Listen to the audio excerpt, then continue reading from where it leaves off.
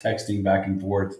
The Rangers, and we'll talk about the First Bank and Trust Texas Ranger report a little bit later, but he was talking about how, they've pretty much been to every game they've been at, they've won. And there was another afternoon game, and he couldn't talk Leanne into it. So, Rangers on a win streak. If Bochy was smart, he would just hire Josh to go to all the games. So, but Andy with us again. Hey, have you been in this studio? I have once, yeah, right around the Christmas break. I think y'all just moved in. Yeah. Started 24, yep. Yeah, so it's nice. So Andy's here. We got a lot to cover. Football is getting closer and closer to it's on the field. Unfortunately, I've already seen one injury that's happened to a Rams DB that tore his ACL. And, practice is a necessary evil. You've got to get ready. You've got to get in shape. And part of that is being at camp. And we've got some people not at camp. Dallas Cowboys started yesterday. Well, they started this week in Oxnard. No longer at Wichita Falls or at St. Edwards. They are in California.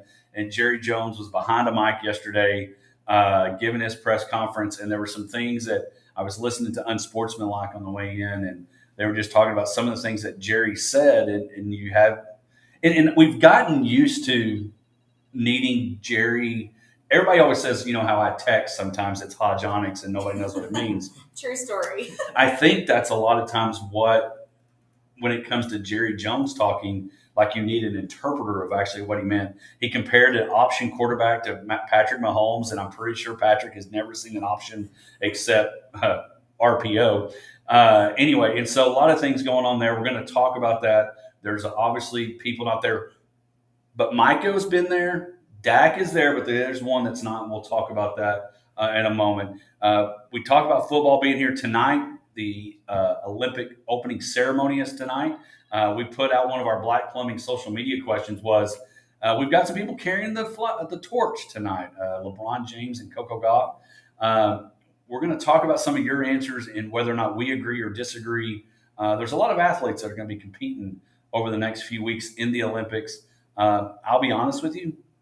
I love basketball, and I married a tennis player. We got it wrong, in my opinion, as far as America. And we'll talk about that, and we'll read some of your answers as well. But there's a lot to cover. Speaking of the Olympics, in the 8 o'clock hour at 8:15, Brad Pursley, Hall of Famer pole vaulter, was long time, still has, he says, I think I still have some records at ACU, is going to join us and talk about what the journey is like going to the Olympics. He was on the team in 84. He'll talk about how being fourth and what that looked like, but still being a part of the team in 1984 and kind of what that journey looks like. And the coolest thing is Mom's my second grade teacher. And so we'll talk about that. We'll have Misty's bag and just a lot more to cover. College football, everybody's getting their media days in. The ACC commissioner said one of the dumbest things I've ever heard. We'll talk about that. And we'll talk about the different rivalries that are going to be starting, the new teams that would be playing out of conference, now are conference games. And so we'll talk about those as well. Of course, we'll have our breath of fresh air moment, an opportunity where strike three was not a bad thing. And so we'll talk about that later. But we want to dive into our Lawrence Hall headline report.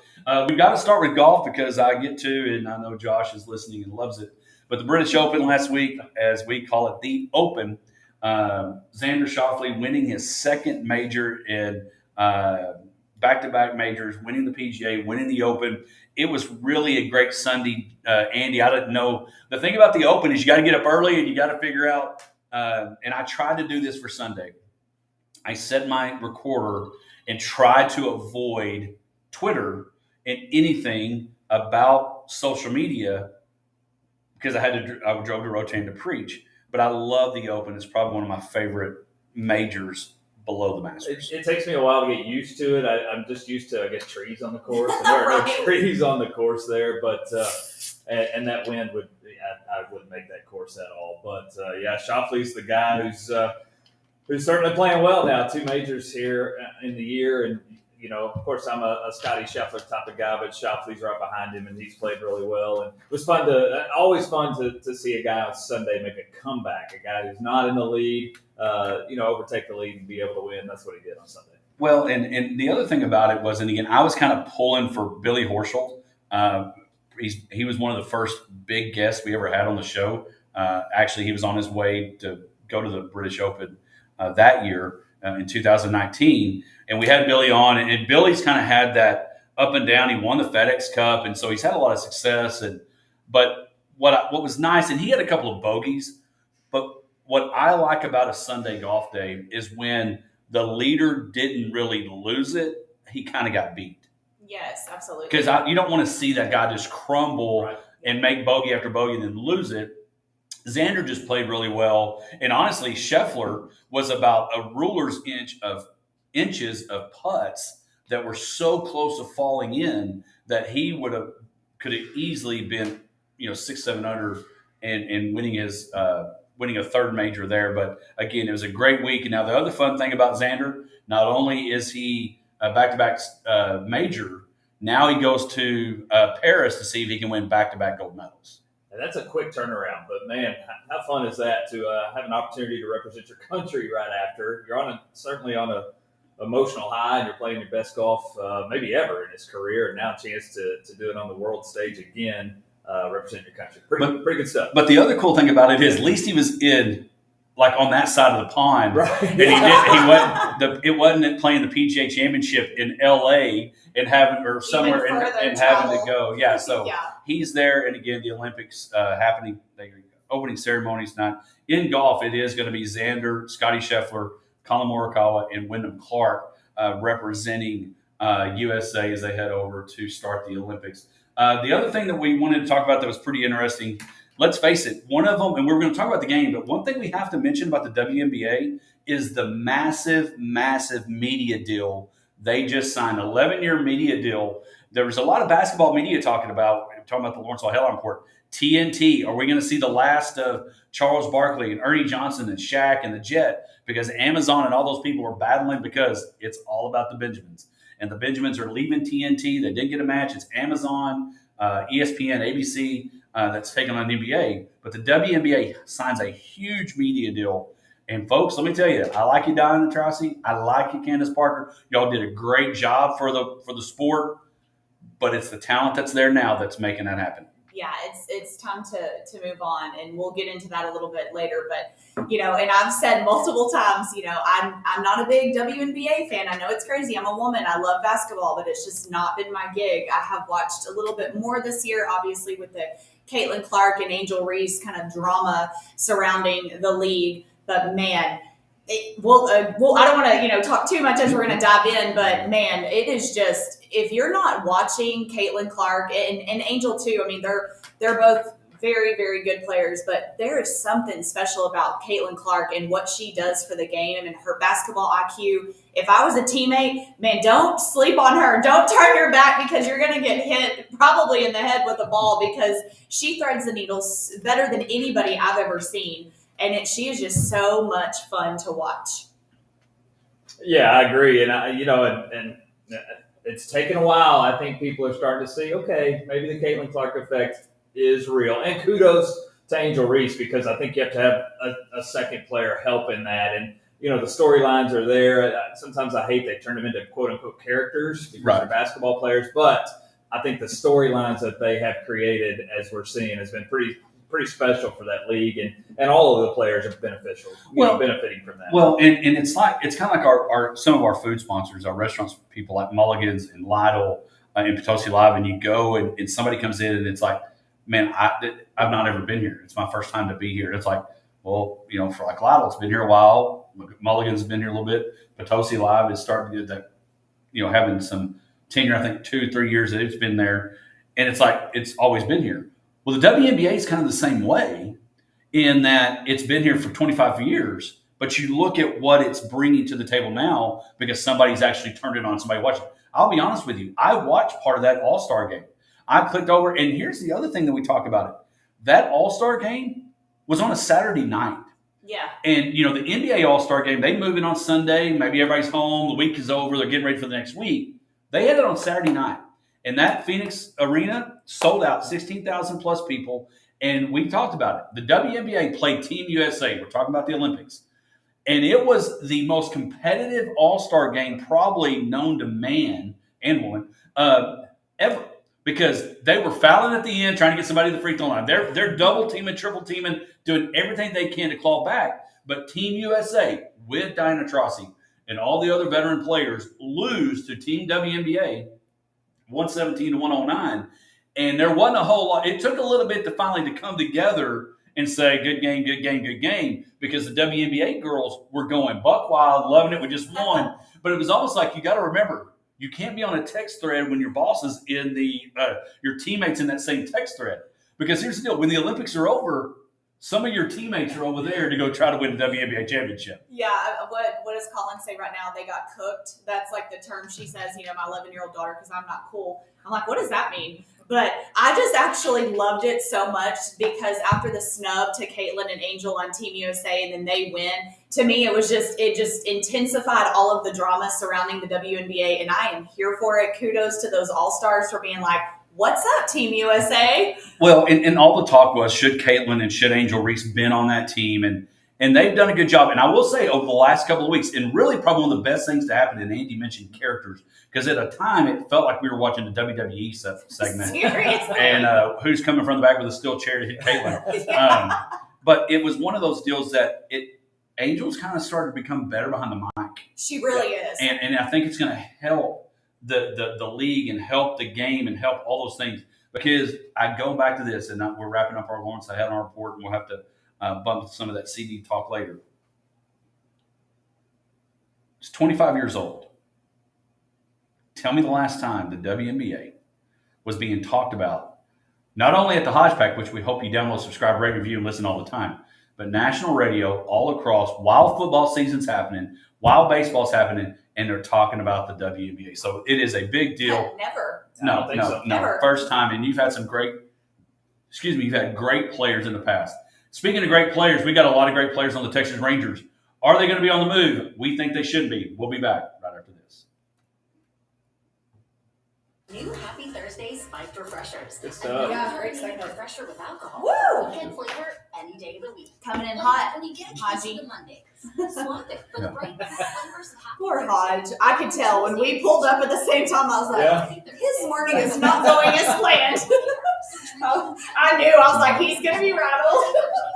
When you texted me at like 6:05, I thought, crap, I need to get up. It's time to get going. Yeah. He's like, dang it, Misty beat me here. This is funny. I thought from our email that you were going to be here like right at 7. Yeah, Early too. yeah. So my plan was, so I'm a little bit of a chicken. I don't know if you've heard me talk about this in the tunnel. I don't like to walk in the tunnel by myself. Oh, yeah? And sometimes there's some crazy people, just like chilling out. And like I'm a woman, I'm by myself. It's sometimes dark. I just very aware of my surroundings. Yeah. So my plan was to wait for you. Oh, yeah. And walk in with you. Oh, my bad. Well then, no. Well then, when I saw Hodge was coming in hot, I was like, he may need my help. Oh, yeah. So I came in with Hodge, and then Nick called, and so then we were getting him in, and so it was just a little, not chaotic, but just off our game. So, I'm walking in about 6:15 to 6:20, depending on me and Cheeto. Yeah. And I thought, the pop sounded good. I'm going to Yeah. give him a chance. I'm going to go when I get Yeah. there. And I went to the drive-thru. That's problem. If I'd have won in, I'd have been fine. But I went to the drive-thru because I was listening to sports radio. Thought, okay, get a little research. Anyway, lessons were learned. R.I.P. to the drive-thru. Lessons were learned. R.I.P. to the drive-thru. Unless I don't want to come in, unless I need time to kill. Like I need a little breather. I hate And- that feeling though. We've all been there where you're like in the drive-thru, you're like, okay, like I really gotta go. Well, What but are here's you the doing? deal. There's certain drive-thrus you can, depending on where you're at, you can bail. Right. Once you get into Oh, the no. pop, You're like You're you're in there. a tunnel. you're Yeah, you're in the tunnel. You're not moving. Unless it's the Lord's Chicken. I don't know if there's a faster drive-through. It's definitely not Whataburger. The Lord's Chicken normally gets you through. Yeah, I know. Because the Lord is tied to it. That's right. But that's a funny segment in itself because it happens to all of us. And it never fails. You're like, oh, I've got plenty of time. And then all of a sudden it starts creeping in and then that panic. Dylan Cease. Boys haven't put up their 24 roster yet. So have their 23 roster listed. Dallas. Yeah. 114 pitches. Nick, is there any certain segment looking over that you want to chime in on, or you just want to like chill over there? I think What- just chill right here. Okay, all Just listen. right. Well, if anything changes, Oh, Mariners. Randy Rosarino. Yeah, did he get traded to the Mariners? It's done. Yeah. It's official. Finally got a bat. It's not good for the Rangers.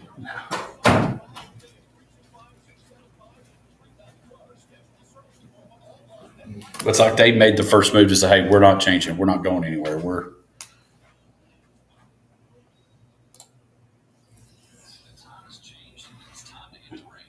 Did I hear you say we're supposed to? We think the Rangers should sell? No. Oh, okay. I thought that's what you said right before the break. I was like, I don't think that way. Yeah. No, I you're think- like, there's about to be a big debate. Yeah, I'm all in here. Yeah. Let's go. Yeah. All in, totally different than. Yeah. Yeah, we need a villain to debate that with y'all. Is it Brad? Oh, Bradford. How do you say that last? Malari, pitcher. Both on rehabs. Bradford's getting close. Dunning. All right. Is it Maul or is it Tyler? Baby Maul. M-A-H-L-E. Maul. Mahleare. Oh, I know.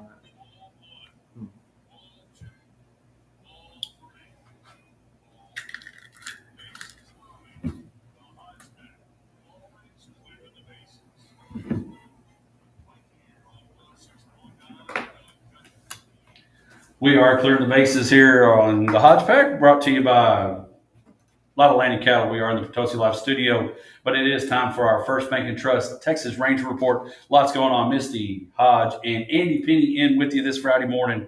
Again, a lot of things going on. Be sure you check out tickets for Potosi Live. Got events coming on. Mulligan's tickets going on. Big stuff happening. So be sure you check out those places. Go support live music here in the big country. But one of those things is our First Bank and Trust Texas Ranger MLB report. Before we get to the Rangers, big day yesterday for the Padres as they get their second no-hitter, Dylan Cease. Now, this is the reason I think it's a big deal on the no-hitter front is 114 pitches. He labored and said, hey, guys, this is a no-hitter. I've got a chance. Let's see what happens. Because Josh has mentioned it. When he gets to the sixth inning or you get to a pitch count, they treat it like Little League and start pulling people. And so he throws only the second no-hitter in Padres history, and they've all happened within the 4 years. And so to me, the no-hitter is one of those things that is huge. And again, gets it yesterday, big deal. And having, from a manager's perspective, respecting the desire to want to, and the pitcher wanting to do it as well. I agree. And there was a big conversation after the seventh. He negotiated his way to stay in the ball game, and kudos that they allowed him to do that, because I think no hitter is one of the statistics that is slowly dying because of pitch count and so much money invested in an arm, and I get that, but I love the no hitter. I think it's one of the the cooler things that somebody can do these days. Hitting for the cycle and a no hitter are two things that are still pretty awesome in my opinion. The cycle is still manageable every day. The no hitter is not. So I'm glad they allowed Cease the opportunity to do that.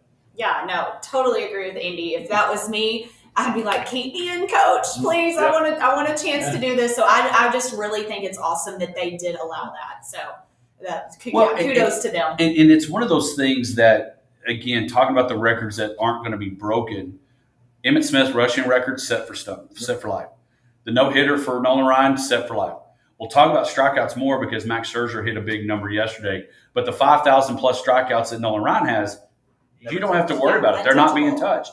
And used to, I'll never forget, I think it was a book, which means I forgot part of the story, was Nolan Ryan, big deal of hitting 300 wins. Because 300 wins was another big milestone that if you hit these things, you're going to be a Hall of Famer. You're going to hit the mark that's important.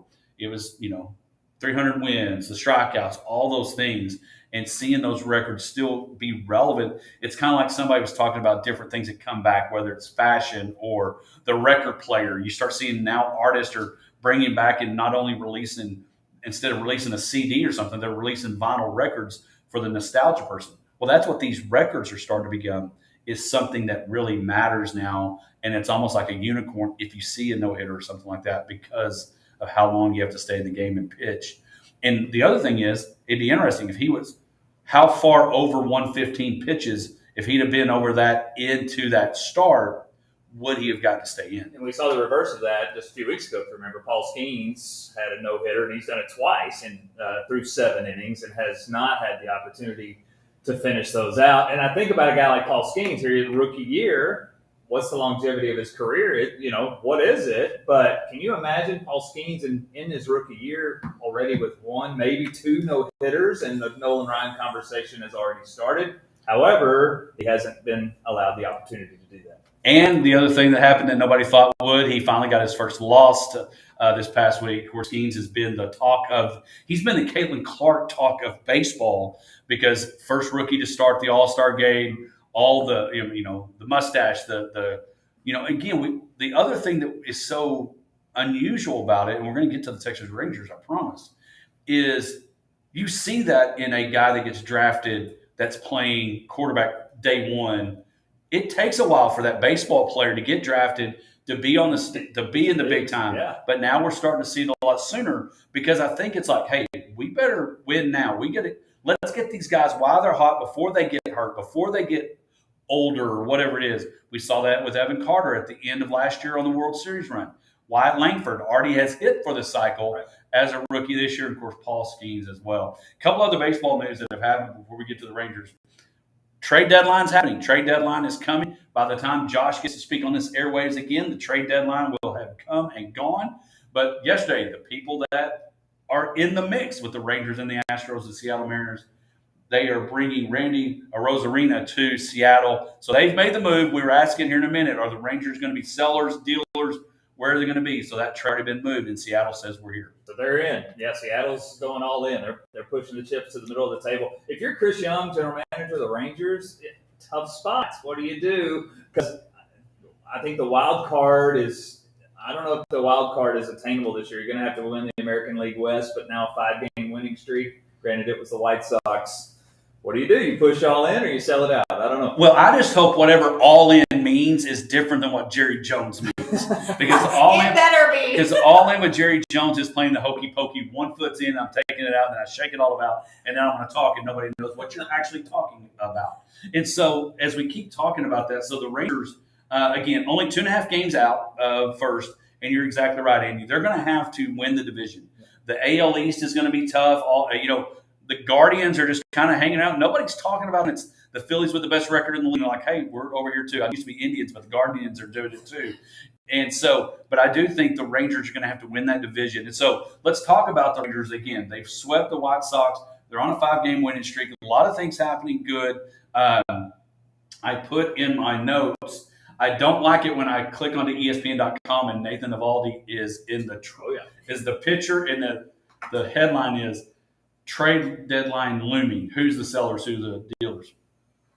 In my opinion, even though it was just the White Sox, you're starting.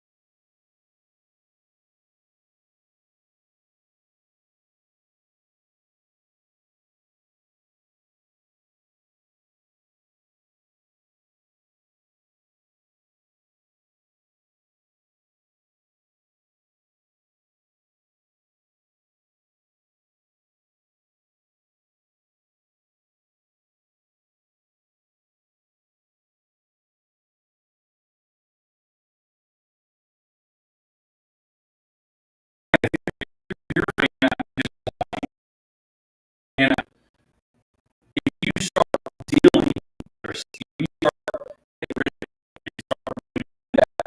we're telling people wow, we're going to work on next year. And now for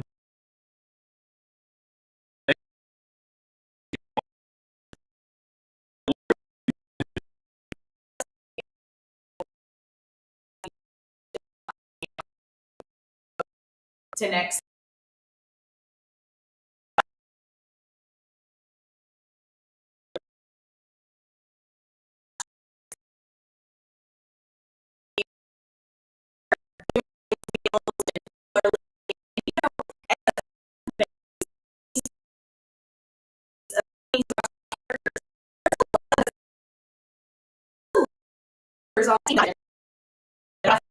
Then I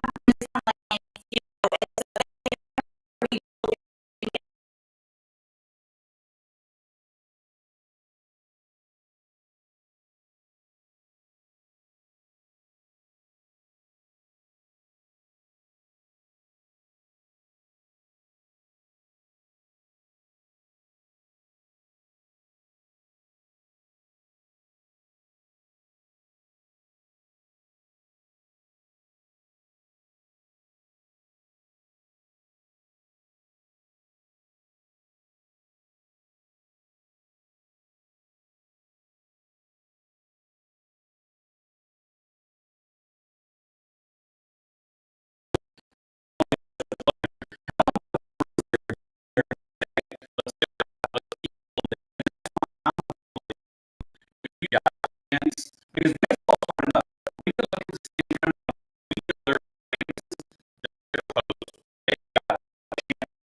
they when you really make a run, if you just get a warm, you know, if you get time, I just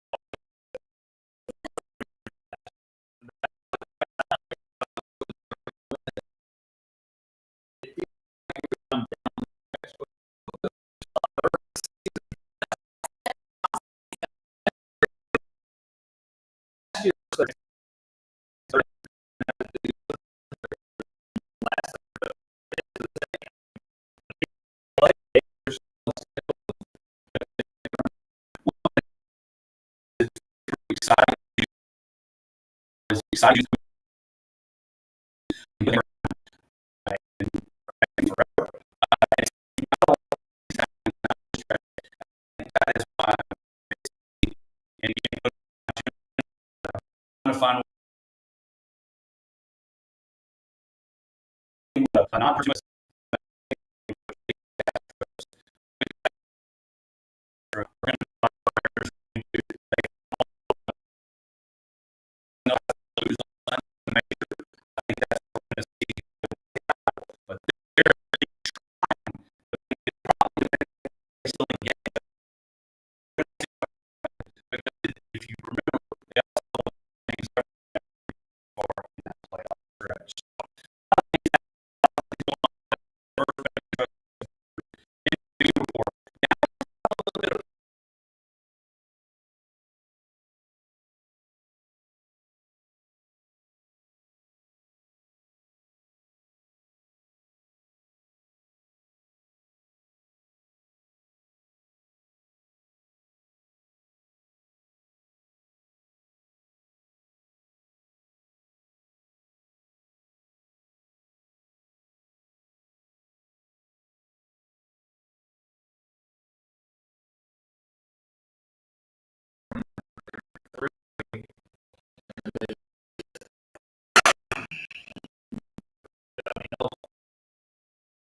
playoff kind of team.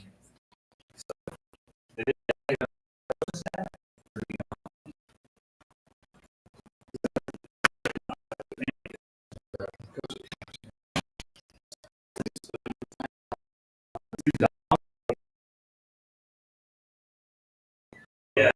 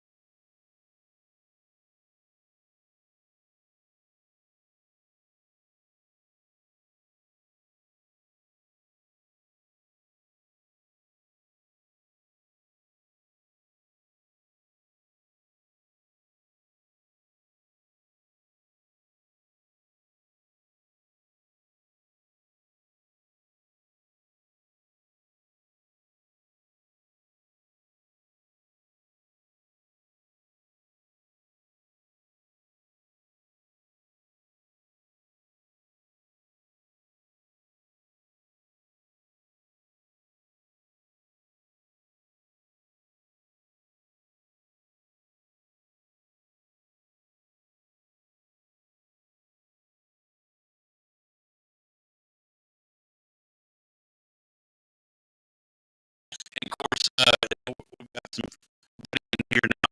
He's going to try to do what he's doing. And we've had a case on it with that.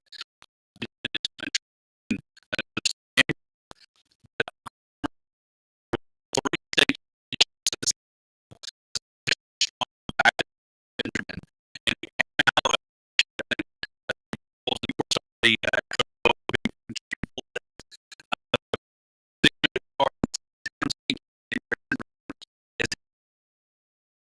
did what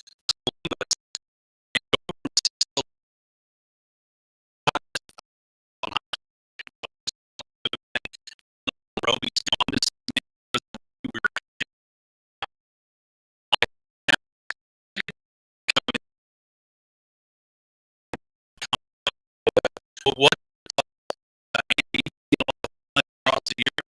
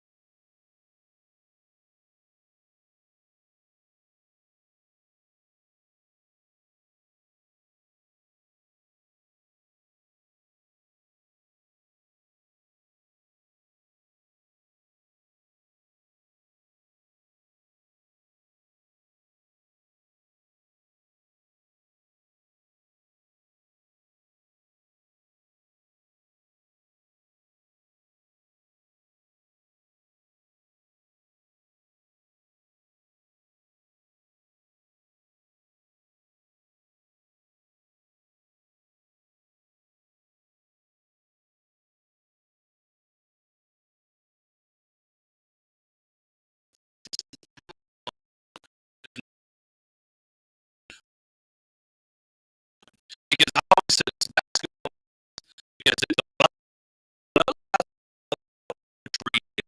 and some of those that have been in the second and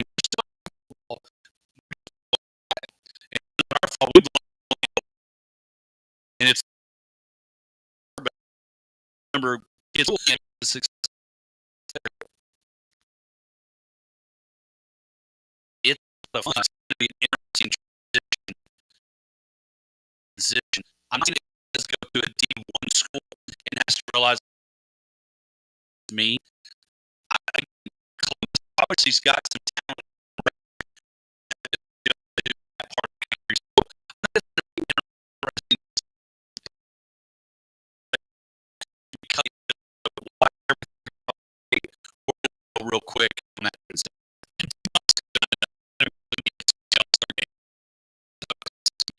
Play.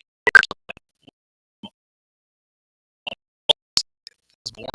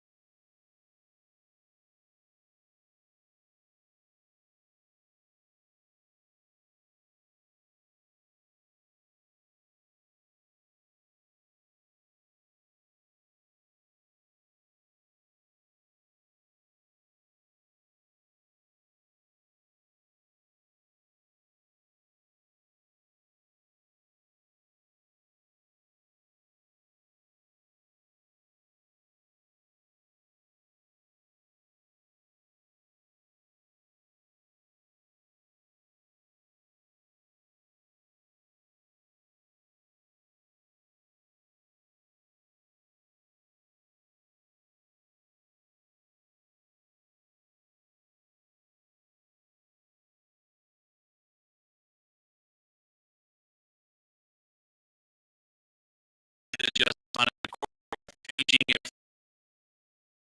changing it from flexing concept as not you are asking.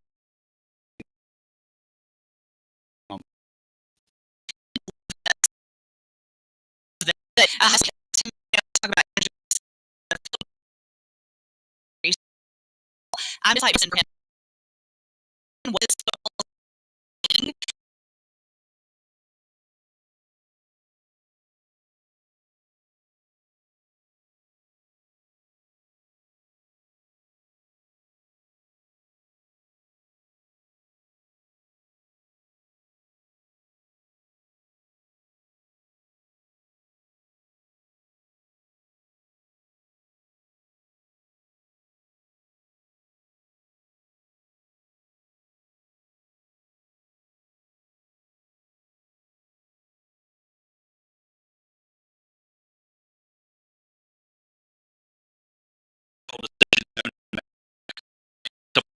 Having to do with, and this is one of those adult decisions that I'm he just didn't make a decision on that, and it's done for that first Friday night, and that probably it'll be hard. Can decide on what his focus is getting ready, not on the wall, because I'm as a state champion after this break. Misty's nervous. She's one to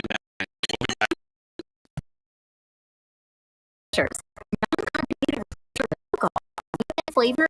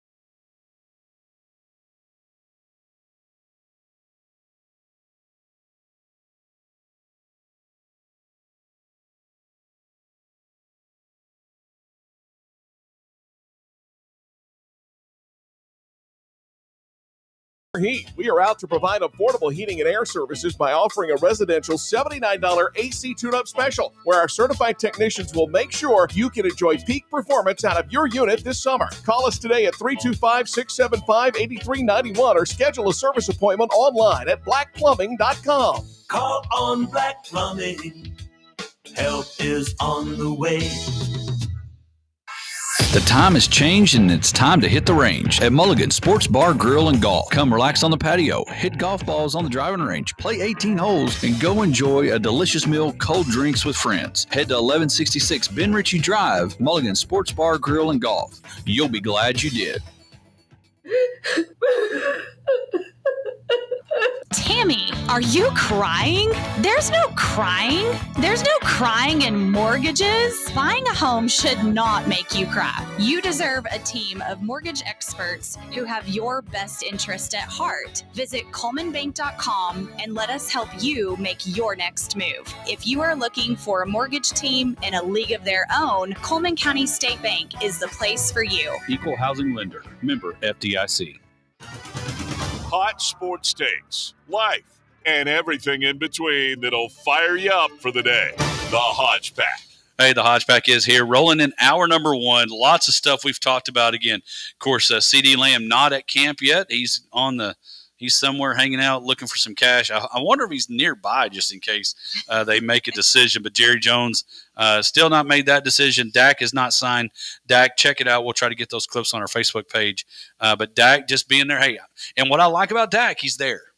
He could easily be holding out. He could be sitting on the sideline, but being the leader, and hopefully we will see that become a production. And, of course, he's, again, scratch-off lottery ticket is probably worth about 60 to 65 million, depending on what the market ends up. Of course, big fear, they thought that Jordan Love, who's not at camp, unless he's come back since, was going to get signed, and that would be the next number that Jerry's got to figure out. Could have figured out a long time ago if he'd signed it at 55, 54, what those other guys, but instead he did not, and so that's taking place. But it is time. We warned you. We've warned everybody in the world, including the people in studio, that it's time for Misty's bag, but we got to let this happen first. Coming up next. In the world is in that bag. What you got in that bag? I love it. It just never gets old.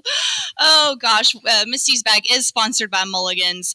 So get on out to 1166 Ben Ritchie Drive. And don't forget, Scotty McCreery is coming September 14th with Ashley Cook, Caleb Sutton, Della Rose, all the things. It is benefiting American Cancer Society in honor of the late Jack King, who was the vision behind Mulligan's. And so it's a feel-good event, all the things, huge Nashville artists coming, to A-Town. So get out there and support Mulligan's Outdoor Bash.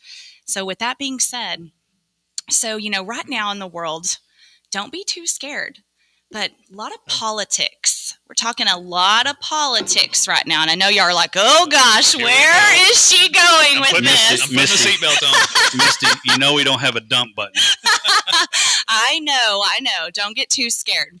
I love this question. It's so funny and weird. And you said it was from a listener? It's from a listener, and I love it. So Mikey Hall, 56, wants to know, which cartoon character would make the best president? And I love it because it's so, with everything going on, it doesn't matter what side you're on. Let's face it, the world is mad right now. So much craziness going on. I would say Elmer Fudd, but I think we're already there. Yeah. Yes. Well, you mentioned that, and I was telling somebody this week, if there ever was a time that you could get away with it and do it, because I don't think Saturday Night Live would. You've got more material for Saturday Night Live now than you've ever had. And not only that, I feel like we're watching Saturday Night Live live. And your guest and your host, the only thing we're missing is, they always had a music artist, but we've got people, and we've got the monologues with the debate. We got the monologues with the beginning of any time they get in front of a mic. And now you've got Donald playing golf with Bryson DeChambeau on YouTube. And so we are in Saturday Night Live, but the unfortunate of it is it's real life, and it's happening every day that ends in Y. We've got Kid Rock and Hulk Hogan coming out at the convention, just so crazy. Did y'all see that some of the fans of Detroit were throwing a fit because Coach Campbell brought Hulk, the Hulkster, to where the Democratic convention, I think, is happening in Michigan. And some of his Lion fans were not roaring, and they did not say their prayers and eat their vitamins with the Hulkster there. They were not big fans. So pretty interesting. So who would be a great president as a cartoon? Well, there used to be a cartoon on MTV, but I'm afraid that's what we're living in right now. I'll let y'all figure out what cartoon was there. So you want somebody that's, I think Bugs Bunny is, I know as old school as that is, Bugs likable, very likable, always found a way to get things done, always seemed to win. He understood that it was okay if Elmer Fudd had a gun. So I think as old school as Bugs is, he always wanted to know what was up, Doc. So I think Bugs, and I may get another one that pops in later, but Bugs is it? No, it's a good choice. My first answer is Bugs Bunny. Okay. Hodge always has multiple answers. I'll tell you the first thing that popped in my mind. You said Elmer Fudd. I went Mr. Burns from The Simpsons, the owner of the nuclear power plant. I just saw him. He said excellent. That was his word. I just saw that. I don't think he'd be a great candidate. I thought of Gru from Despicable Me. That's kind of who I thought of. I don't know why, but he's got his followers of Minions. Is that the bald-headed guy that's Steve Carell? Yes. Because again, you got to remember, I don't have any kids, so I haven't seen any of those. Okay. So I kind of went with Gru. He's got some. He's used to leadership. Leadership with the Minions. He's got some supernatural powers there, and he always wins in the end. So I'll go with that. They've made 4 movies of him now, so. One for each year of the term. Yeah, absolutely. Yeah, he is popular. So I actually was going to say Gru also. Now I'm like, scramble mode. You don't have to scramble. That means that's the problem. We agree. Yes. No, I don't think what you're missing is we don't have enough people agreeing on a candidate. We actually just solved the political world right here on the Hodge Pack on 106.9 The Country Giant at 7:59. There you go. When's the convention? Yeah, actually. We can have it at the mall. No, Andy for press, Misty for vice. We got this. Yeah. I don't want that role. No, heck no. No. Heck no. I know. I'm trying to think of some other. One of my favorite newer cartoon characters, I really like Maui from Moana because I love The Rock. He is one of my favorite, I guess, celebrities. And so, I was kind of thinking, I'm like, he's likable, he's funny, whatever. I went more likable. But my first thought, it's just so funny that you said that out of all of the characters. Thunder. Sorry. You did. No, that just means it's good. No, it's good. But what's the guy's name again? Gru. Yeah. And he's got like a laser beam. He can like shoot right through anything and everybody. So, just in case we need violence. Really that would be an interesting just poll that we can put, and Misty's going to put it on Facebook when we come to the 8 o'clock break and all that, is cartoon character, but also you could go a lot like Michael Scott, like sitcom character would be a fun, could you have Kramer as the vice president for somebody, along with, Dwight Schrute as the vice president, Steve Carell, regional manager of the Scranton branch, could change a lot of lives, and I would love to know the policies. We'd all go back to paper, no more digital. It would all be paper. Well, and you mentioned The Simpsons, and there's always, they're like, The Simpsons, said this was going to happen or whatever. Have y'all seen all of those things that they predict? And so that's actually not bad, because it's like they've actually predicted a lot of things that have come true. So maybe you're onto something with The Simpsons. I don't know. But I think I will. I think I'm going to agree with Andy, and I'm going to stick with Gru, because he definitely knows. And let's face it, right now, America, there's a lot of minions going on. So we need the control of the minions. Yes. But I think if Gru or Bugs Bunny have a chance, they'd be on the ballot. Probably would be a landslide. I mean, your budget would be pretty much carrots, but all you have to feed Bugs, and he would take care of everything. And so, like I said, he's always on the winning side. He's never behind. He has to deal with Daffy's kind of a tough one to deal with. He's avoided enemies like Elmer Fudd his whole life, and all those things. So that is Misty's Bag, brought to you by Mulligan's. When we come back, we're going to kick off hour number 2 right after this.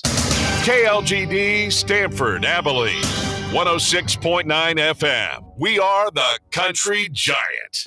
From eco-friendly thermostats to energy-efficient lighting systems for your business, technology is making everything smarter. Good thing your Touchstone Energy Cooperative can help you make smarter work harder. Today, there are more ways than ever to make your world more energy efficient, and we can show you how. Take the next step to go electric and put the power of your co-op to work for you. You are the most important part of Big Country Electric Cooperative. Call, stop by our offices in Roby, Snyder, and Stanford, or visit online at bigcountry.coop. Hello, Abilene and the Big Country. My name is John Keaty. I am a resident at Disability Resources Incorporated. I'm here to tell you about our document destruction and paper shredding business. Our services include routine pickups, purges, or we accept drop-offs at our state-of-the-art, safe, and secure facility. We are the DRI shredders, and we are here to assist and serve you in the destruction of your most private documents or any of those annoying boxes that have stacked up over the years. Give us a call at 325-232-6918. Come on out and see us at 3602 North Clack Street. You'll be glad you did. When it comes to finding the right vehicle for you, there's no better place than Lawrence Hall in Abilene. For over 34 years, Lawrence Hall in Abilene has been the place to find the best from Chevrolet, Buick, and GMC. And that is still true today. Great products and great service, too. So the next time you need a new car, truck, or SUV, come see us or shop 24/7 at LawrenceHallAbileneOnline.com. Voted Abilene's best new car dealer for over 28 years by you, our customers. New Happy Thursday Spiked Refreshers, a non-carbonated refresher with alcohol for weekend flavor any day of the week. Like when you get a case of the Mondays, swap it for the bright fruit flavors of Happy Thursday. Or when Tuesday needs a tune-up, look forward to Happy Thursday. And by Wednesday, you're already halfway there. So drink in the weekend flavor of Happy Thursday. Happy Thursday Spiked Refreshers, weekend flavor any day of the week. Celebrate responsibly, non-carbonated, naturally flavored with other natural flavors. 21 and up, contains alcohol. 2024 Molson Coors Beverage Company, Milwaukee, Wisconsin beer. Have you enjoyed the Potosi Live experience yet? If not, you're missing one of the best atmospheres around. With amazing food, great drinks, live music, TVs to watch your favorite sporting events. The Potosi Live team will make sure you have an experience that you're going to tell your friends about. Check out PotosiLive.com or go like them at Potosi Live on Facebook for their upcoming live music and ticket events. Head out to Potosi at 897 FM 1750 for the Potosi Live experience. Hi, I'm Sharon Riley. Here in Abilene, folks have lots of options for eating out, from large chains to locally owned mom and pops like us. I want you to know we really appreciate your business and are always striving for wonderful food, service, and prices. So we listen to you and have updated our menu, bringing back old favorites like nachos and fajitas and adding more small plates for the light appetites. So come see us. I want to hear you say, yum, yum. At First Bank and Trust, our story started in 1996 and it continues because of you, our customers, our communities, and our neighbors. We are proud to be a small part of your success. But where does your story start? Where do you want to go? Whether starting a business, saving for the future, or launching your ideas to the next level, we want to help you take your first steps towards something big. Call or email one of our bankers today. At First Bank and Trust, we see potential, ideas, innovation, growth everywhere. Member FDIC and Equal Housing Lender. Pest Patrol, Pest Patrol, Pest Patrol. To get a big, bright yellow truck coming to your door. Call Pest Patrol. Hi, I'm Weldon Hurst, and we've been protecting homes and businesses for 30 years right here in the Big Country. If you need service or just have questions, call or text at 325-673-6700. The big, bright yellow truck coming to your door. Call Pest Patrol. Get ready. The Hodge Pack. Settle in right now. It is time for the Hodge Pack. Sports, life, and everything in between. With Josh, Misty, and Hodge. It's time for Hour 2 of the Hodge Pack. Welcome back. It is time for hour number 2. Hodge, Misty, and Andy Penny in here for Josh. Josh out on some vacation. He'll be back next week, and he'll have a trade line report. Hopefully, all things good for the Texas Rangers as they get ready. They've started the second half of the season to try to make a push to get back into the playoffs so they can defend their World Series championship. It is time for one of our Black Plumbing social media questions of the week. And one of them was, again, we've got Brad Pursley coming in. He's on his way now to talk about what it was like, his Olympic journey run. And when you think about the Olympics, no offense to the sports that are there, but the two of the sports that I think about are not – well, let me take that back. I was going to say I don't think about basketball when I think about the Olympics, but when I do, what's the first thought you think of when you think about basketball in the Olympics? Dream Team. Dream Team. Yeah, 1992. I think of 92. I think of Jordan. I think of Bird.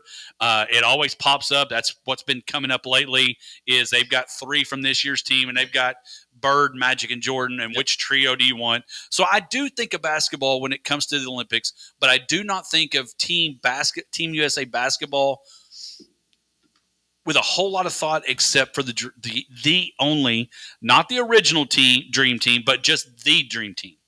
And I think of them. I don't think of tennis. Nothing wrong with tennis. But one of our questions that we threw out tonight is the Olympic ceremony. Again, we're going to talk some Olympics over the next few weeks and today as well. Who would you pick to carry the torch for Team USA? We didn't say, did they get it right? Did they didn't get it wrong? We weren't going to go that route, but we basically asked, who would you put? Randy Burson, Katie Ledecky, Sean, anyone but LeBron. Not a professional basketball player, someone who seriously works hard for their spot on the team, especially one of the military veterans on the team. There's a lot of people that are putting out answers. And so LeBron James and Coco Gauff have been selected to carry the torch, which I would think is up there with probably one of the greatest honors there could possibly be asked to do, because my understanding is it's the group, it's the people that are. Nobody just said, "Hey, I'm getting to make this choice." Andy, you're doing it. There was a collective thought. Now, this is the other frustrating part. There was a collective thought process in this decision, but LeBron James and Coco Gauff are carrying the torch, and I said it in the headline report. I think they got it wrong. I am a Jordan's best, the greatest of all time guy. You will not ever disprove me and convince me otherwise to change to LeBron being that. LeBron maybe is number 2. The problem is Bill Russell won 10 championships and nobody ever talks about him, but as being the best of all time. But I just don't think they got it right. I think there's so many other sports that are going to happen over the next 2 weeks that it's almost a bad PR move, even those two, and especially LeBron. LeBron's been successful on the court and off, but I just don't think they got it right. Well, I'll go with obviously those are 2 big names, and it's going to draw some attention. There will be people who might not have been interested in the Olympics that will know those 2 names, and maybe it draws them in as a spectator, as a viewer over the course of the next 2 weeks. But I tend to lean towards there's storylines out there of athletes we don't know today that could be introduced to us tonight through the opening ceremonies and carrying the flag. That those are the type of stories that draw me in personally, and it's the who is it that might be a military veteran? Who is it that is just your common person most of the time, but now they're going to have their 2 weeks on the international stage? Who is that person that will grow to know, especially if they have success in their sport in the next 2 weeks and they're on a medal stand? But tonight would be a great night to introduce 2 of those people to me. So I'm just reading some more of the comments and have to shout out Evan Harris for his comments. Scheffler, but he has to carry it with a cop on his back.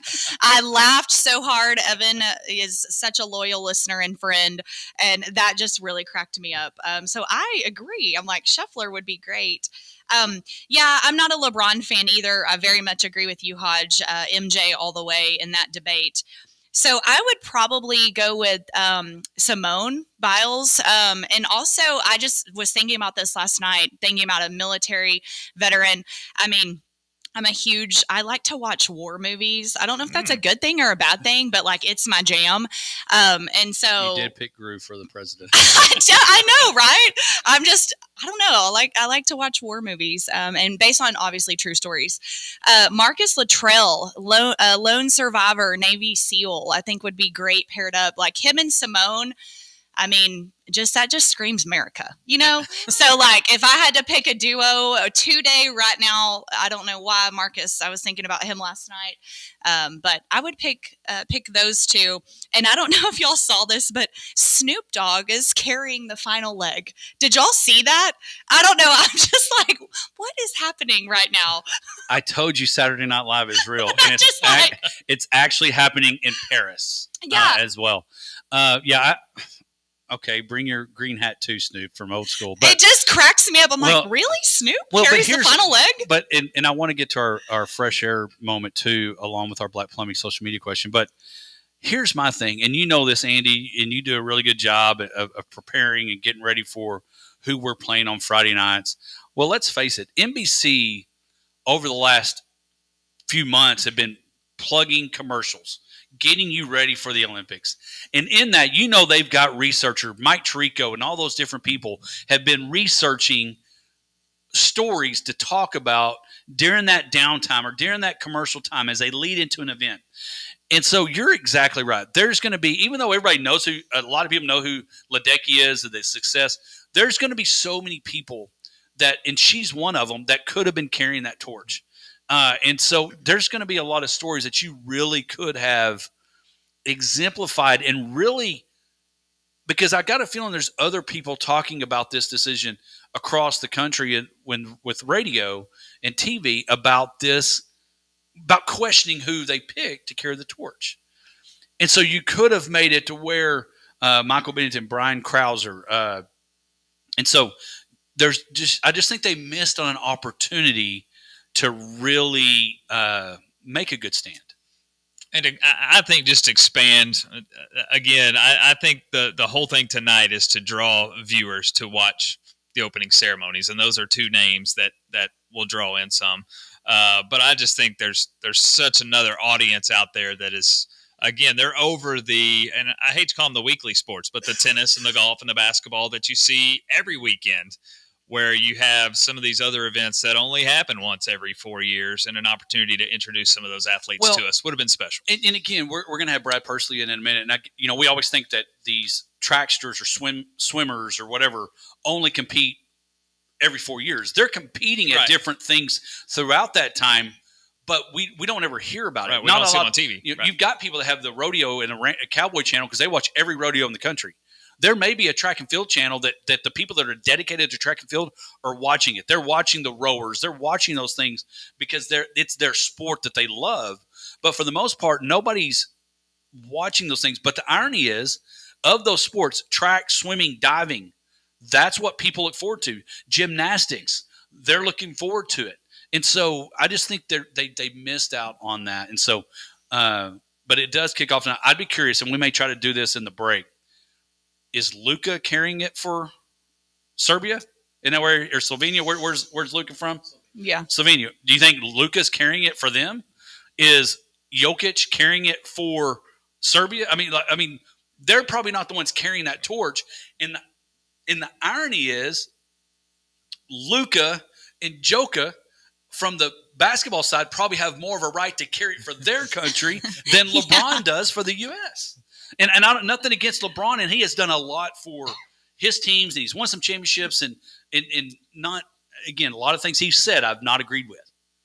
But I just think that they've missed the missed the boat, the mark, whatever ride you want to miss on, they've missed it, and that's taken place. But we want to take a moment. Again, we're in our Black Plumbing social media question moment of the week, but we also want to go into our Black Plumbing breath of fresh air. Don't forget, you can go to blackplumbing.com. Check them out. $79 will come give you an AC tune-up. Maybe you need it. Your summer is kind of got you, your AC unit working too much. They can get you taken care of. So, Misty, share with us our Black Plumbing fresh fresh air. Yeah, so the headline reads, Surgeon Mom Saves Umpire's Life at Son's Little League Baseball Game. Quote, it was just fate, end quote. And so this story is so cool. I love baseball. I love Little League. So Little League game out of Massachusetts became the scene of a miracle thanks to one quick-acting surgeon. And so Dr. Jennifer was at her son's semifinal game in Oxford on Thursday when a home plate umpire was struck in the throat by a baseball. So obviously he was in pain, and she kind of was checking him out, and he kept on going. And they were talking in between innings. Well, then he ends up collapsing on the field during the 6th inning. And so, of course, he was not breathing. So she rendered emergency medical services until first responders arrived. And so they arrive and, of course, take him to the hospital. And he is now stable and breathing on his own. But she feels very strongly, as the medical team, that if she would not have been there and rendered services, that he probably would not be alive today. And so, super scary stuff that you're there. But man, you talk about somebody being at the right place at the right time to save that man's life. And so it's all over. You can follow the story. There's videos. They actually got an award. The whole Little League team went up. We'll put that on our Facebook page as well.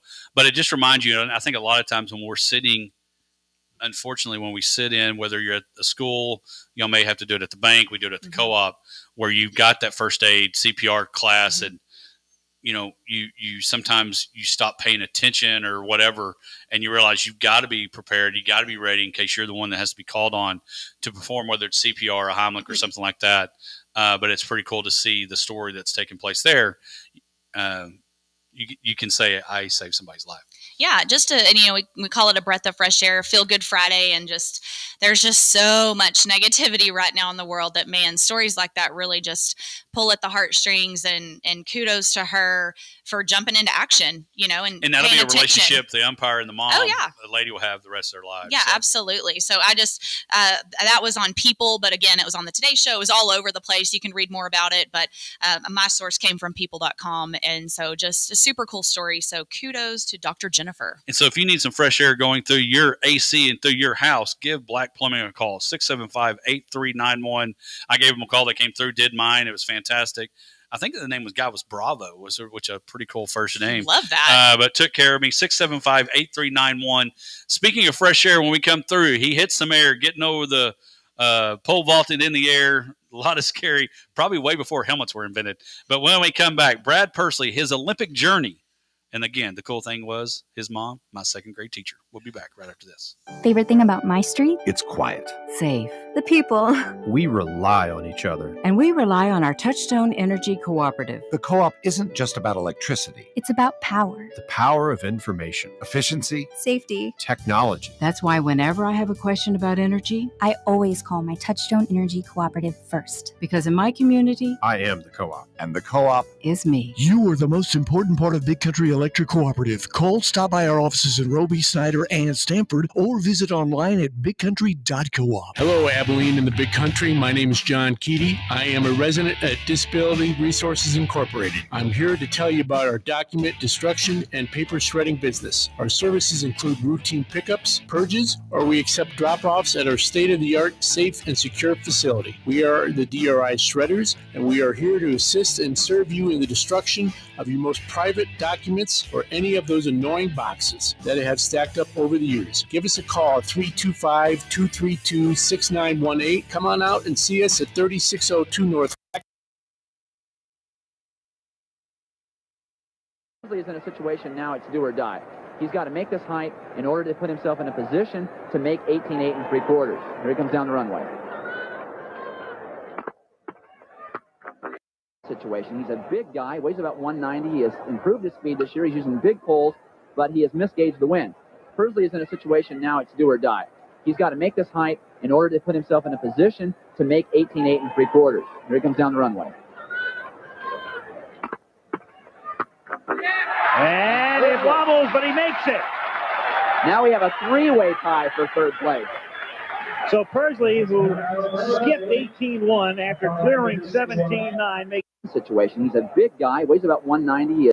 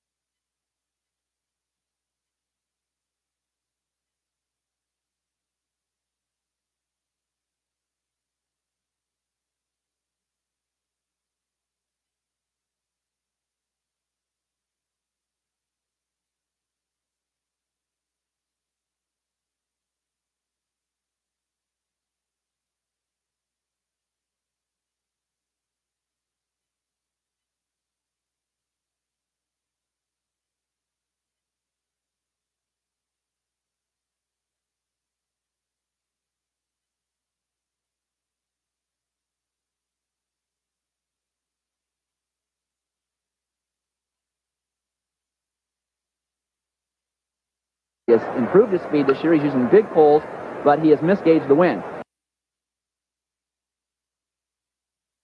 Persley is in a situation. And it wobbles, but he makes it. Now we have a three-way tie for third place.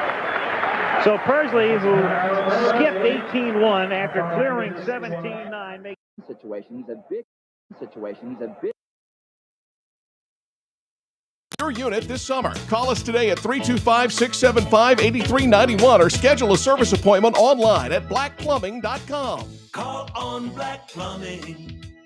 Help is on the way. This is my town. Yeah, this is my town. It is my town. It is ironically my town, my hometown, all the things, as it's time for our Big Country Electric My Town segment, brought to you by Big Country Electric Cooperative, taking care of their members each and every day. Three amazing offices, Roby, Snyder, and Stanford. Shout out to Will and Sarah for doing all the things, being a big supporter. Again, we appreciate Big Country Electric.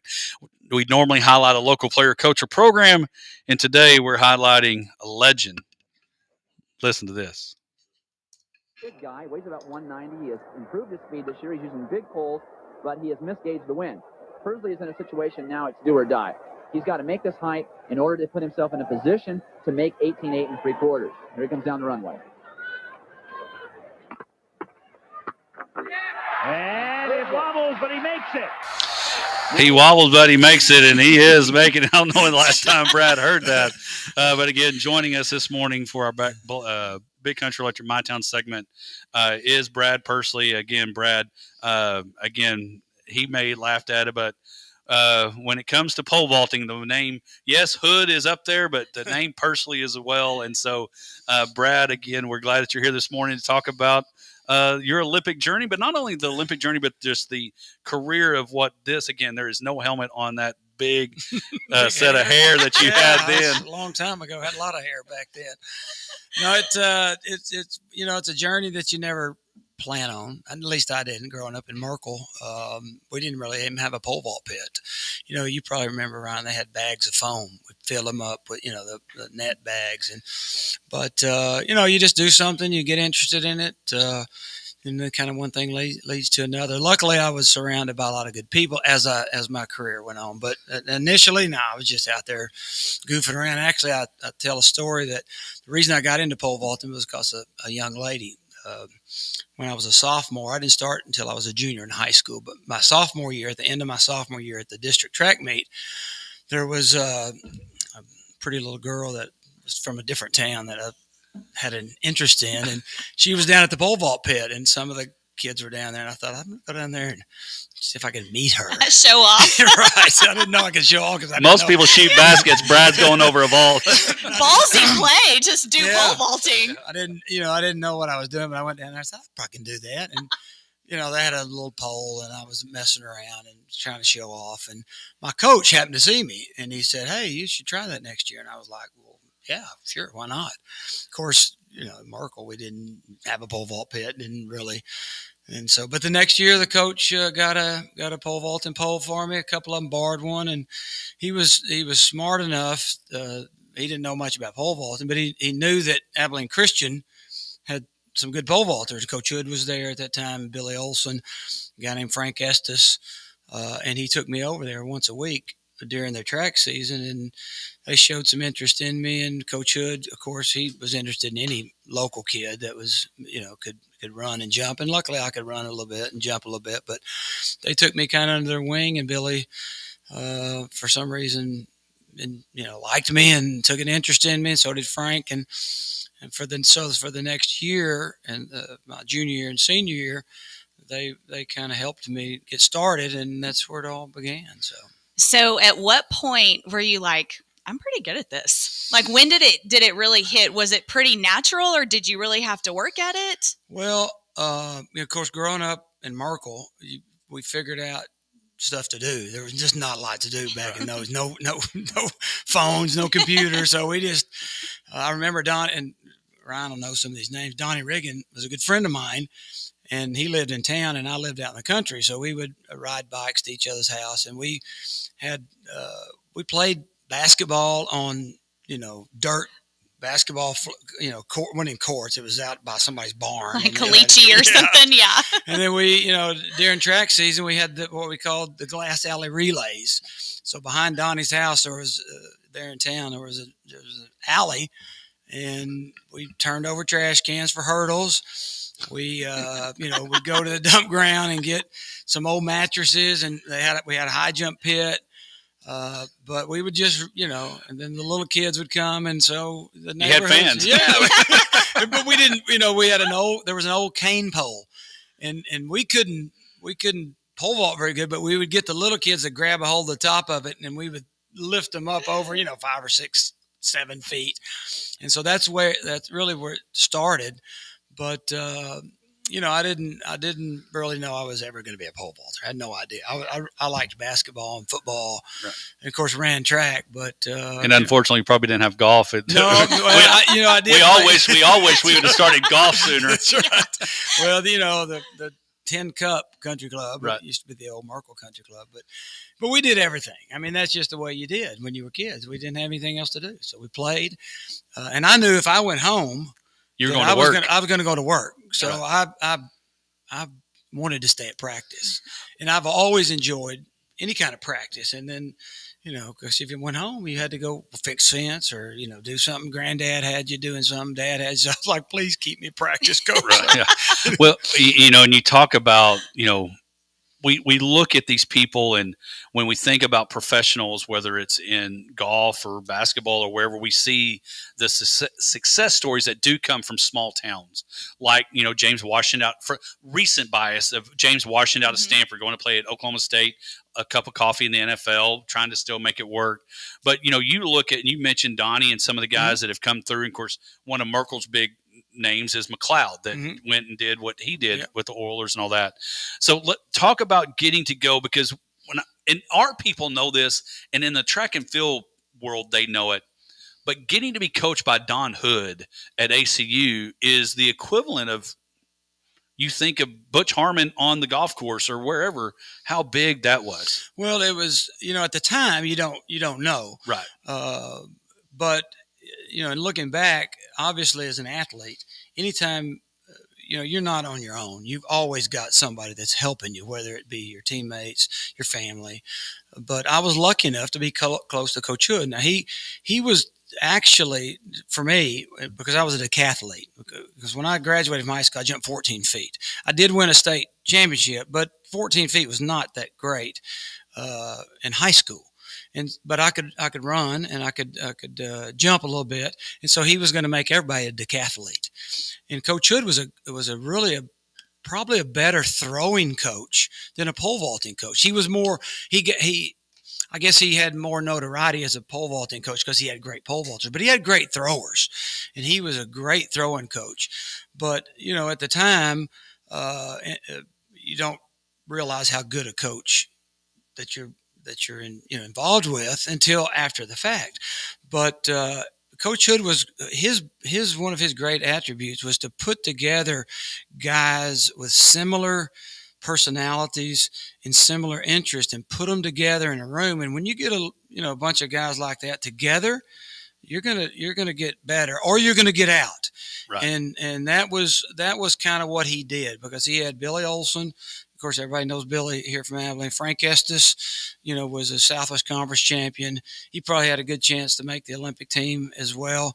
He was unfortunately got hurt, during his career. But that started it, and then I came along, and then Dale Jenkins from Snyder, he came along, and Bobby Williams from Kermit. So he was doing what Jimmy Killing did way before Jimmy Killing was bringing in the young.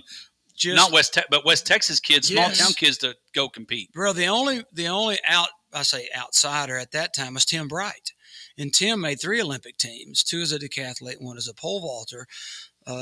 But the rest of us were all just kind of local guys that just goofy, just your good old boys. So talk about what was that beginning and going toward. Talk to your brother Britt, who was part of the '96 trials. So what was that like going on that Olympic journey in '84? Well, as your career progresses, I was lucky enough to be able to kind of follow into some footsteps. But as I got better and better, it's never an easy journey, but you don't think about it that way. You just think, here, today's today. You just do your thing and you work out. And, we were doing 5-6 hours a day as pole vaulters. And we didn't think about it as working out, because we would do 2 hours, an hour of gymnastics, then we'd do 2 hours on the track, then we'd go eat dinner, and then we'd come back and lift weights for an hour and a half, every day. Would go to the swimming pool, do underwater vault. And so as you go through your career, if you continue to progress, then kind of one thing leads to another, start going to invitational track meets. And so as I was getting closer to the Olympic time, 84, I set the American record in 83. So I knew I was up there with the guys. I'd been ranked in the top 5 in the United States for a couple of years. So I had a chance, because, you get three people, and only on that day. It doesn't matter how good you are before or how good you are after. You got one chance. Right. And unfortunately for a lot of people, that chance, you may be injured or you may have a bad day, but they don't care. It's just 3.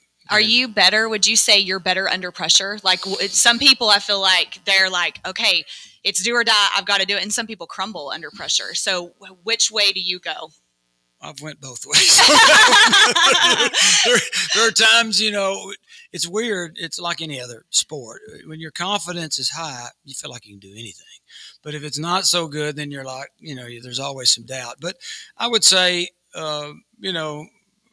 in most athletes' case, you're not always going to be at your best when it's crunch time. Well, we saw Rory do that with 2 putts at Pinehurst. Gosh, yes. And the guys won multiple major championships. Yes. It's so is there a memory that you take away from '84 of that journey, that good memory? I know we talked about one of kind of what you might have wished you'd have done, but is there a memory that you take in of knowing, hey, that I was part of that in that journey? Sure. Yeah.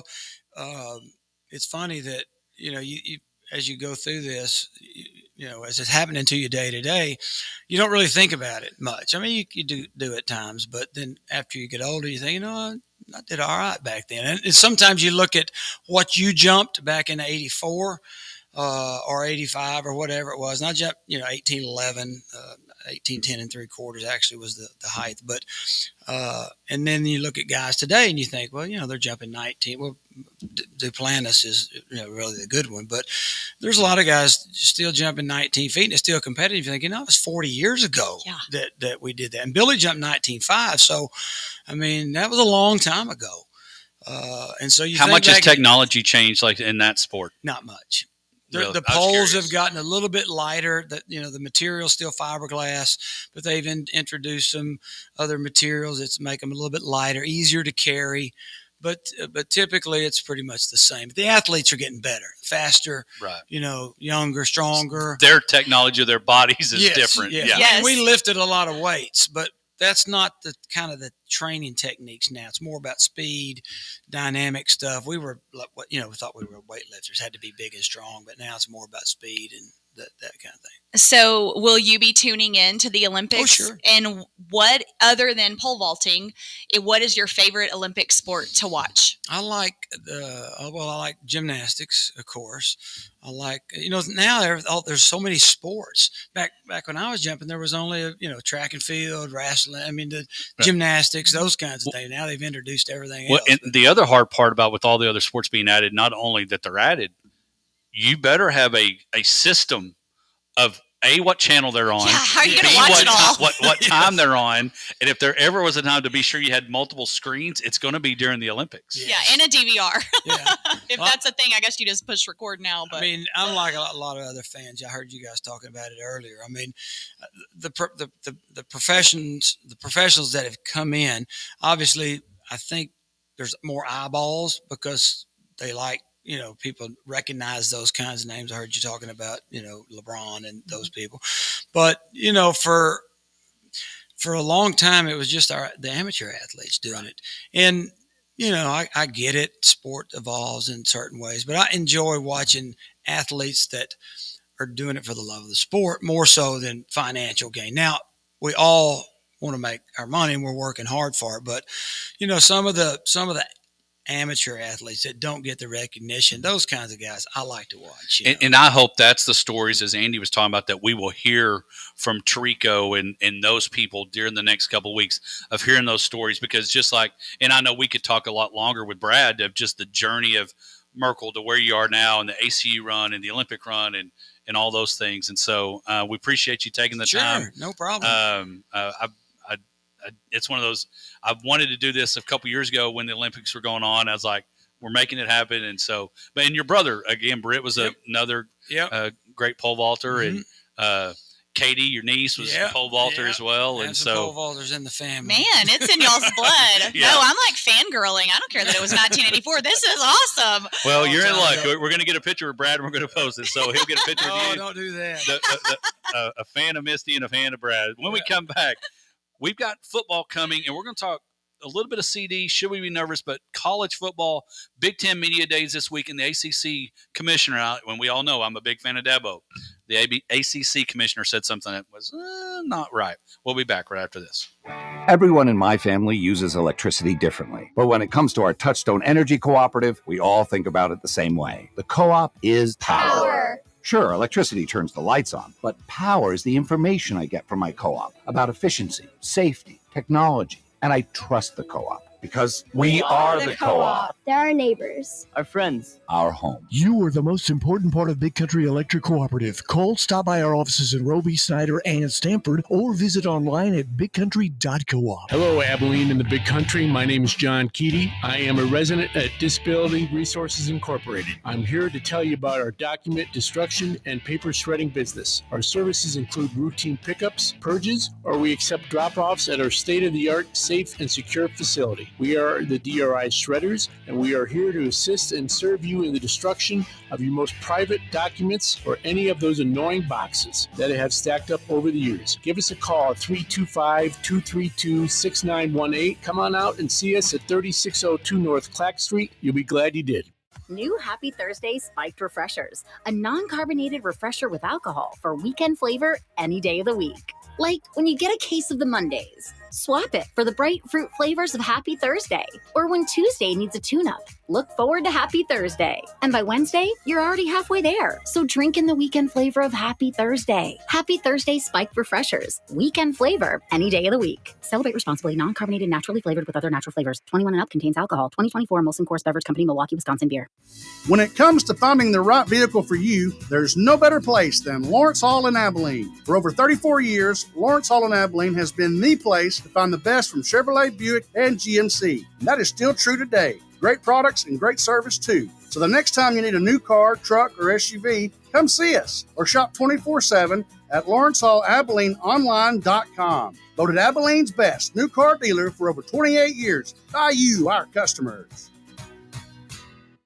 Have you enjoyed the Potosi Live experience yet? If not, you're missing one of the best atmospheres around, with amazing food, great drinks, live music, TVs to watch your favorite sporting events. The Potosi Live team will make sure you have an experience that you're going to tell your friends about. Check out PotosiLive.com or go like them at Potosi Live on Facebook for their upcoming live music and ticket events. Head out to Potosi at 897 FM 1750 for the Potosi Live experience. Hi, I'm Sharon Riley. Here in Abilene, folks have lots of options for eating out, from large chains to locally owned mom and pops like us. I want you to know we really appreciate your business and are always striving for wonderful food, service, and prices. So we listen to you and have updated our menu, bringing back old favorites like nachos and fajitas and adding more small plates for the light appetites. So come see us. I want to hear you say, yum, yum.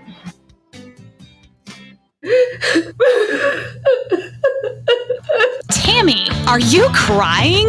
There's no crying. There's no crying in mortgages. Buying a home should not make you cry. You deserve a team of mortgage experts who have your best interest at heart. Visit ColemanBank.com and let us help you make your next move. If you are looking for a mortgage team in a league of their own, Coleman County State Bank is the place for you. Equal housing lender. Member FDIC. Hot sports takes, life, and everything in between that'll fire you up for the day. The Hodge Pack. The Hodge Pack firing it up, getting ready, heading into the weekend. Hour number 2, Brad Pursley talking about pole vault. And really you think about growing up in a small town and what you did and how you killed time. And it wasn't you might have played a little bit. I mean, as we got older, there was some video game, but for the most part, you played, and you played outside, and you figured out ways to get through the day. And I will remember, like I said, knowing them, of course, growing up in Merkel, he mentioned Donnie Riggin, which is a cousin of mine, but Donnie and the Pursleys, and those were the guys that were good, that, as you looked up and all those things, and Britt's one of them as well. And it's neat seeing how good you forget how good athletes are. And it's just pretty neat. Hey, major props to anybody who's ever worn red, white, and blue. And it's so cool. We get to see them for 2 weeks, but we forget about they do that, 5-6 hours a day leading up to those 2 weeks, and then to do it on the international stage. Major props to guys like Brad and those that serve, or represent our country through the Olympics. Oh, my gosh, yes. I think that was one of my favorite guess that the story, because like I said, as I told Brad, if so vividly, I could just picture everything he was saying. And so that was I'm fangirling. And as appreciated as brother Britt and mom were watching, and on our feel free to go to hodgepacksports.com, subscribe to our YouTube channel. I know a lot of times we go to Facebook, and we encourage you to do that. Head over to YouTube as well and download that and subscribe as well on our YouTube channel. But we appreciate you. We are on 106.9 KLGD 1069.com. Listen to this station. Great music anywhere in the world. One of the things that he did talk about in the break was that his daughter found, he still has it. Andy mentioned, anytime you get to wear red, white, and blue and represent your country, and I even think how big of it is, but he said that he still has that jersey, and his daughter found it and found the shorts that they had to wear, and was like, how did you wear these? Because Brad, I know sitting down and you don't know Brad's he's not a 5'3" gymnast or anything like that. He's a tall guy. And yes. Anyway, so it was just interesting, and it still matters, and still it's one of those things. Yes, he was an alternate, but the journey was still what he got to experience was pretty cool. Very cool. And the fact that we talked about it on break, the guys are jumping what he did. I mean, today, not too far off of what his PR was. So that was very impressive to me. And how technology really hadn't changed in every other sport, where the helmets are different, the pads are different. A basketball is a basketball, and football, even the footballs have changed on the tack and all those things. But how he said, really, in the world of pole vault, not a whole lot has changed. Just the dude coming down the runway has changed, and that plane goes a little faster. Yeah. And that was the difference. And so one of the things that is coming fast is the college football season. The media days are taking place last week. Again, SEC media days. The week before that was the Big 12. And, of course, this week, the ACC and the Big 10. And I posed to us in our rundown to look with this. One of the things that were a big rival back when Brad and Donnie and those guys were talking, a little bit of us, Andy, but probably not quite. Oklahoma and Nebraska was a game you wanted to watch. Arkansas and Texas was a game that you wanted to watch. And, of course, Michigan, Ohio State's not gone anywhere. But we're starting to see, with the expansion of the conferences and new people coming in, it's going to be new. But you're going to see powerhouses like you would Kansas City playing Buffalo out of nowhere, or Kansas City and San Francisco playing a possible preview of what Super Bowl preview.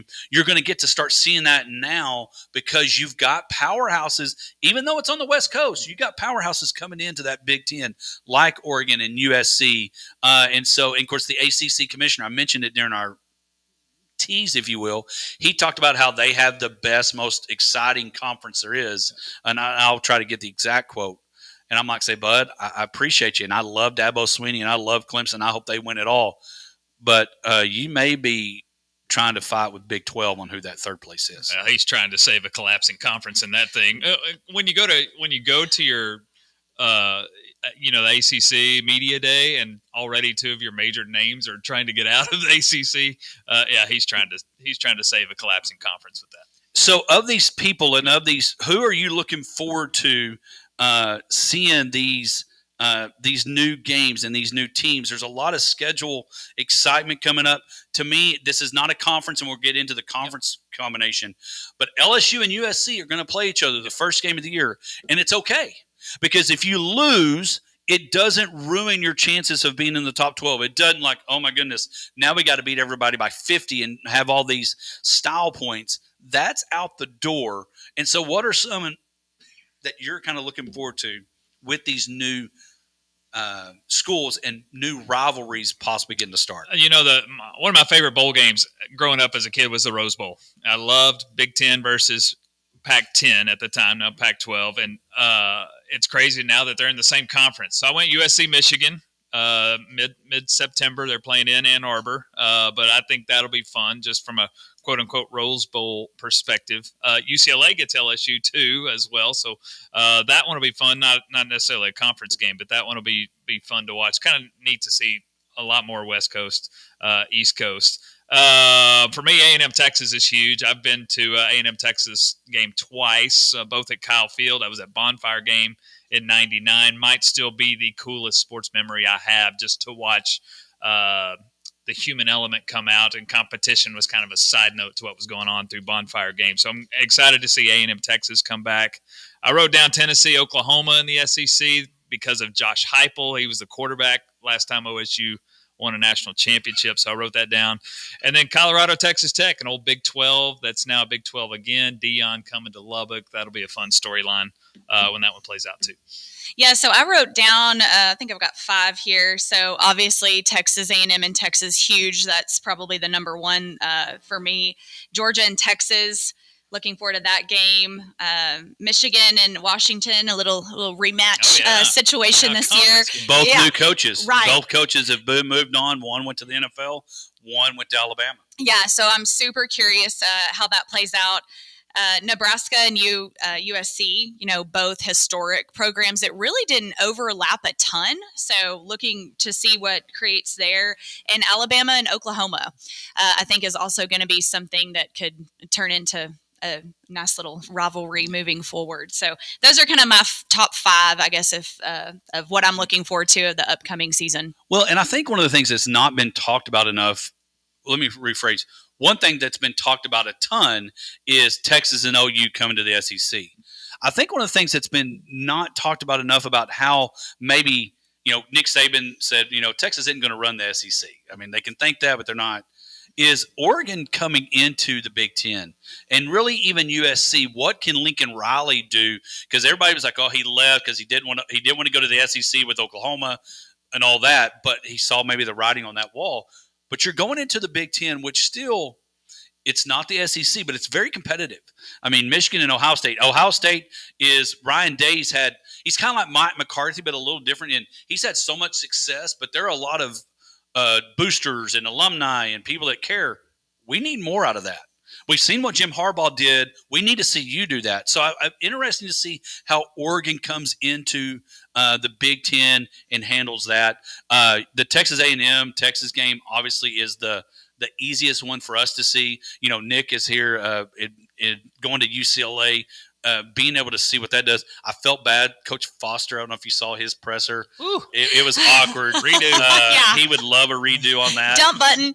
We don't have our disaster of the week anymore, and he feel free if you want to sponsor that. He could be that next week. But yeah, we'll bring it back. He had a hard time. And the thing about Media Day, when you go as that head coach, that wasn't the only one he had. I mean, you go through what they call the radio car wash. You're going from there, you're going to another, and you're going to another, and you go to another, and but that's the thing that people don't understand. That comes with it. And he may be an excellent coach. And UCLA may take over the Big Ten. But that's one of the things that he's going to have to work on, because you're not only the face, but you also are now the voice of that football program. And so a couple of things that I'm curious about, and we've done this the last few weeks with our top storylines heading into the NFL season. To me, mine is the Big 12. Who's going to, and I don't know, I know you listen a lot, Andy, and read and those things. But I'm going to give you the same question, and we'll, if Nick wants to answer, we'll swing it. Do you know, according to the ESPN Power Rankings, who has the best percentage of making the playoffs? I think it's Utah, isn't it? It's Kansas. Kansas. At 24%, Kansas. And my point is, that's why I want to know. We've got nothing against Kansas. What coach has done there, Lupo has done there, is done a really good job. He's turned it. It's still a basketball school. Sorry, it's going to be a basketball school. But what he's done at Kansas has been unbelievable. but like since Mangino was there. Right. But who's going to be that school? You know, Coach Gundy's got all this issues with Ollie Gordon and all that. How do they bounce that? You've got prime time coming in. He is going to have to be this is not his sophomore year as a head coach, but it is his sophomore year at Colorado, and Shadur is the same. Who's going to be that group? Because I feel like from Arizona and Arizona State, I don't see them taking over. I'm not saying they can't be good one day in the Big 12, but to me, the top of that ladder that Texas left is wide open, and including, I think, depending on what McGuire does at Tech. I think literally you could, if you had to pick somebody just out of random who's going to win the Big 12, your who could number is huge. Yeah, you're throwing a dart at this point, I think. Yeah, without OU and Texas, I think since the inception of the Big 12 in 1995, nobody has an idea, because back in when that started, 95, 96, obviously Nebraska was a part of that as well. I think this is the first time it's wide open. Iowa State's been getting some publicity as a possible team that could get hot and make a run for the conference championship. I think it's wide open. Who knows? But yeah, at this point, I think there's 5-6 teams that are really in the mix that could win the Big 12 championship. Well, and when I look at it and you look at, because there's 12, your thought process totally changes, because now that there's 12 spots in this playoff run and playoff program or procedure setup that they've got for the playoffs, you now can start looking. And I don't think it's the equivalent, like some people say, and tell you what, we'll finish the show. We'll run into the weekend from here. I'm not saying it's the equivalent when everybody says, man, there's too many people making the playoffs in high school sports and all that. You go 0-10, you still make. I don't think it's the same, people. Slow your roll. But it allows you to get a little more excited. It's the same thing in baseball. When you've got people that have chances in April and you get to August and you got 6 teams or so fighting for that last wild card place, it makes the season exciting. And I think that's what this 12-team playoff system is going to be, because now you've got your 4 top Power 4 conferences and then your highest ranking conference that's left that are going to get those spots. But then you've got the other, leave you 7 spots to fill, and those people aren't going to like what I'm about to say. It could be all SEC teams. It could be all Big Ten teams. There's not a limit on which conference has to have, like the All-Star game, we got to have everybody there. It could be anybody. So to me, you look at the people that have new pressure on them, and let's face it, because Nick Saban's not there anymore, it changes. DeBauer still has pressure, but now it opens the door. Can Lane Kiffin take Ole Miss to another level? Mm-hmm. Can Josh Heupel at Tennessee take them to another level? I just think it's a very exciting time as we get close. August is next week, which means we're just a little over 30 days away from Clemson, Georgia, and excitement being here. It's time. I'm ready. It's time. And I heard an interesting conversation yesterday about what's the value of winning a conference championship now that 12 get in? You don't necessarily have to win your conference. Mm-hmm. And if you think about it, now the conference championship game is an extra game that you have to play. If you were to make your conference championship game and lose that, still get an at-large, then you'd have to play the first round of the playoff. You might have to play up to 17 games to win a national championship. So, does strategy become a part? Do you really need to win your conference championship anymore? Who knows? Well, and Dabo talked about this. Does those last couple of weeks when you're about to play South Carolina, does it get treated like the NFL where, you know what, tell you what, Cubic, we're going to let you sit. Yep. We're going to let you sit this week. We feel like, but there's still that, well, I don't want to lose to South Carolina.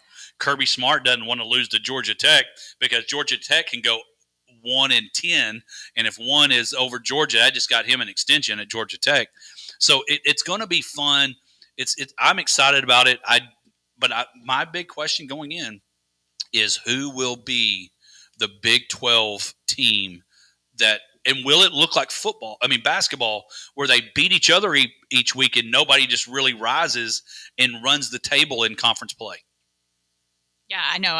I'm so excited for football. I love it. Favorite sport. So I have no idea. I could see that happening. So I have no idea. It's just wide open. This new playoff blows everything up. I'm here for it. I'm ready. Really ready for some Cowboy football, swinging in the NFL. We talked about CD. I'm like, we got to get that done. So much fun stuff is happening. Well, and I throw this out. I wonder, again, we did this a few weeks ago on what we would call conferences. But at what point, when you have 16, do you change it from Big 12 to something else? Or when you have more than 10, you change it from the Big 10 to something else? Because that is the case. You got 16 in the Big 12, and you look at it, and nobody just jumps out to you like – because, again, if you look, Kansas and Kansas State are the power rankings of who has the biggest percentage to make the playoffs. And, again, there's 12 spots, which that's 8 more than in the past, but it also opens up that SEC opportunity to say, you know what, we can't leave Georgia out just because they lost one game. Mm-hmm. We can't leave Ole Miss out because they lost 2 games. It's going to be very interesting, and again, I'm excited about it, and each day we get closer. Next week, I believe, is the Hall of Fame inductions, which means you'll have a preseason game that won't mean a whole lot and won't make a lot of sense. Thursday night. But it'll be happening. And so will we have a receiver under contract? Will we have a defensive edge under contract? And will we see Dak get signed? I don't know. The CD's got to happen pretty soon. I saw, and we're going to go to the weekend, 95% involved, 72% percentage on Dak's completion rating and power index drops down to 40-something when CD's not on the field. So, Jerry, figure it out. Get all in soon. Please. Andy, appreciate you joining us this morning. You bet. Looking forward to Friday nights with you. It'll be here before we know it. Let's go win some gold the next 2 weeks and groove for Prez. There you go, groove for Prez. Misty's on board. Nick, appreciate you being here too. Hey, Hodge, Misty, Andy, next week we'll have everybody back. Have a great weekend. And we'll see you next week. And action. KLGD, Stanford, Abilene, 106.9 FM. Your home.